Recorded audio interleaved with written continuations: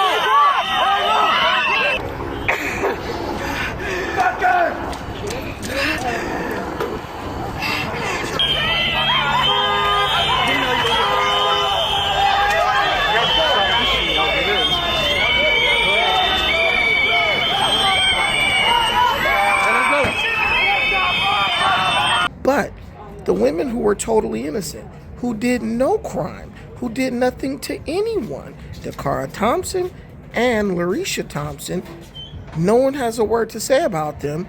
And we know that this is all because of the circumstances surrounding their death. It's really sad that women could die. They can be killed. And the people who seek to push a certain agenda would rather politicize the deaths. Well, they didn't even politicize the deaths. They politicized the death of one while totally ignoring the death of the others. And guess what? Many people are going to say, oh, this is not about race. But the same people who destroyed our cities over Black Lives Matter, they have nothing to say, are totally ignoring the Black lives that were snuffed out at the hands of illegal immigrants who should have never been in this country in the first place. Me personally, I'm not with all the picking and choosing. If you're an innocent person and you get slaughtered by someone who shouldn't even be in this country, your story deserves to be told. It deserves to get as much exposure in the media as the story of the death of anyone else, especially someone who ended up being killed while they were in the commission of a crime. But that is the way it is on the left side of the aisle. We have to virtue signal and pretend like we're in it for the moral reasons.